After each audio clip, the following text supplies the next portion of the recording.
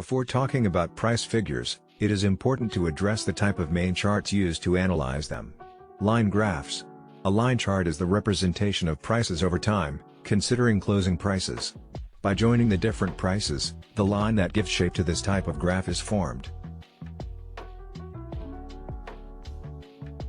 In a bar chart, each vertical bar represents a period of time, and also reports the price path over that time, taking into account the following.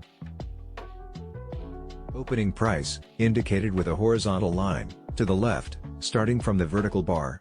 Closing price, indicated with a horizontal line, to the right, starting from the vertical bar. Maximum price, is given by the upper end of the vertical bar.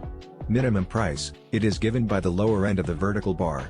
If we use conventional colors such as green and red, when the bars are green it means that the price has risen in the analyzed time period, and if they are red, it is because the price has decreased on that day.